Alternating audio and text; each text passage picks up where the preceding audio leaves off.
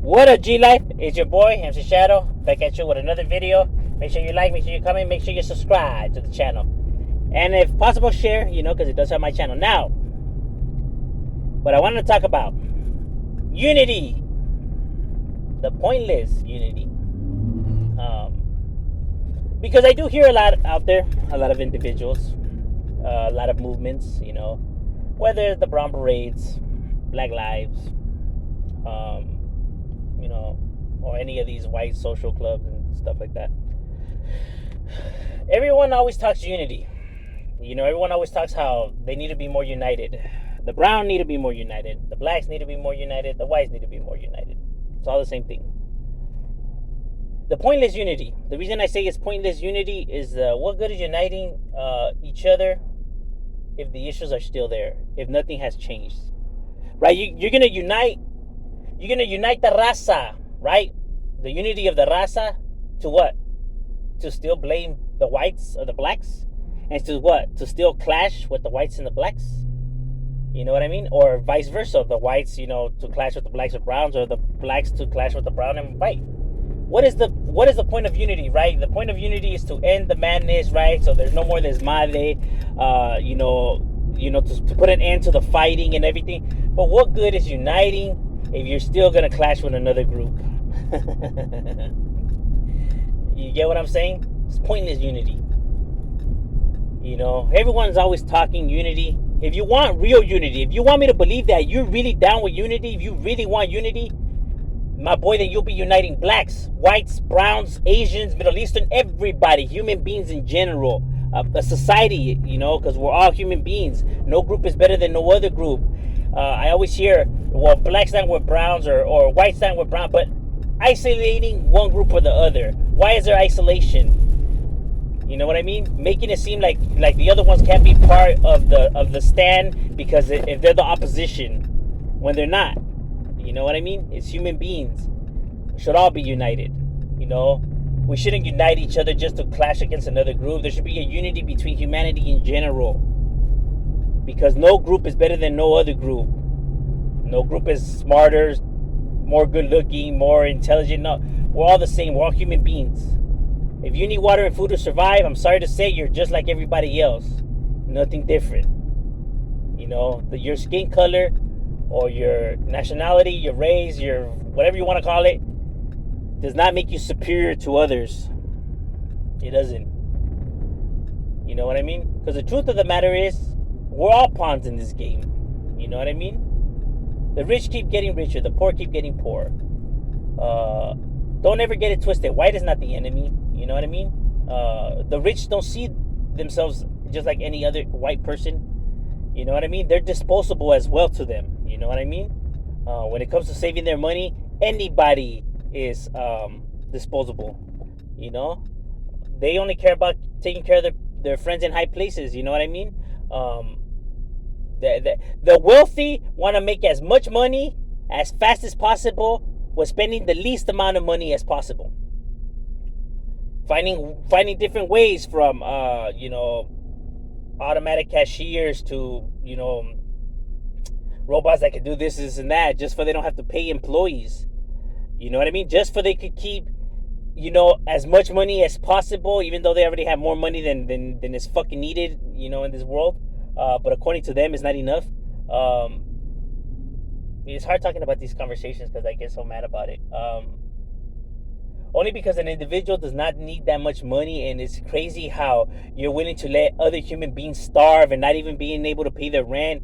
And it's not even asking. It's not even asking, them, to give them money for free. Like, they're actually working for the fucking money. Like, give them their fair amount. You know what I mean? I'm not saying to pay them fucking outrageous whatever, but give the fair amount. You know what I mean? You're gonna make money. You're not losing any profit. Yeah, you probably won't be making as much money as before, but you're still making a profit. So if you're still making a profit, how is that a bad thing? Why? Because now you can't afford 15 rooms in your house? What do you need 15 rooms for? You know what I'm saying? Like, there's people that literally can't even fucking pay the rent, and working 2 jobs. Like, how is that fair? And you guys could say, oh yeah, well, they should get a school and everything. First of all, For what? For them to be in debt, right? Because it's true, they get in debt and stuff like that. You know what I mean? College is not affordable. You know what I mean? Like, you really want them to go to school and to be working 2 fucking jobs just to pay their fucking tuition? Like, come on, you're gonna be suffocating the person. Not only that, but then the stress of real life, the real world on top of that added. I mean, come on, bro. They're human beings, for heaven's sakes, bro. I get it that the rich always want to tend to use this as an excuse, like, oh, well, there should have been, like, bro, you didn't grow up like they did. You know what I mean? You can't say how you lived your life or your upbringing is the same as everybody else. They're all different. You know what I mean? And everybody's different emotionally and all of that. So to try to hold everyone at your standards is fucking ridiculous. You know what I'm saying? If people were creating more jobs, right? If people were creating more jobs and things were affordable and able to get by, I guarantee you that the world wouldn't be in such chaos that it is. You know, but the truth of the matter is, it is that way because the rich don't give a fuck because they don't have to go through it. They don't have to deal with these people. They don't have to, so they can give a fuck less. They're greedy. They don't care if people are dying out there. They don't give a flying fuck. But they want me to believe that they're actually kind human beings that actually care and stuff like that. They don't care, bro. If they actually cared, they would actually use their money to actually help lift up society. But instead, nah. I'd rather worry about buying myself another car to add to my collection of 50 cars that I already have. And there's some people out there that are wealthy, that are good people, that actually, do things, for individuals. And I praise those people, you know what I mean? Because that's good stuff. That's why I like companies like Payless or like Ross or like places that actually try to help those who don't necessarily have like the means, to buy like affordable things. That's why I think it's ridiculous, because people are freaking dying and wishing they had Versace and Gucci, and for what? Basic ass design that does nothing else that other brand stuff do. Like if I see something, right? If I think that those shoes are nice, like if somebody has some shoes and if I think those shoes are nice, I'm not gonna ask what brand they are. Like if knowing the brand is gonna change my opinion. I already said that they look nice, so why would the brand change my opinion on those shoes? I don't give a damn if they're Jordans or Yeezys or if they're just some bootleg ass brand. If they look clean, they look clean. Point is plain and simple. If the watch looks clean, it looks clean. I don't give a fuck if it's Rolex or whatever the hell. If it looks nice, it looks nice, bro. The brands don't matter. You know what I mean? Because it doesn't fucking do, something that, like, people, what they're paying for is literally a fucking name. Because that thing is just like any other thing. It's just the hype behind around it. You know what I mean? The fact that everybody hypes it up that, oh, it's Gucci, it's Louis Vuitton. The nostalgia behind the name is what people are actually paying for. Not the actual thing, you know what I mean? Because it's just a basic ass design that's fucking ugly as hell. Most of them. Seriously. I've been seeing Versace and Gucci and all that. I see nothing wow about that shit. You know what I mean? The Lambos, they kind of look nice. I seen better sports car, but hey, that's just my opinion. But it's just the nostalgia behind it. Like, everybody just, it's literally paying for a name. You know what I mean? There's nothing else to it. Like, there's no fascination to it except the hype behind it. Same with Jordans and Modelos. Like, I'll drink any beer, wear any kind of shoe. I don't give a fuck.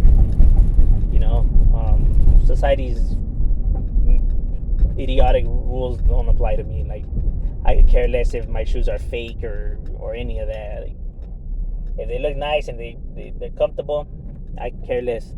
You know what I mean? People are caring too much about what other people think about their brands and oh, look, now they know that I have money. Like, what does that even matter? Bunch of individuals that you don't even know. Like, wow. Like, humanity, what have we came to?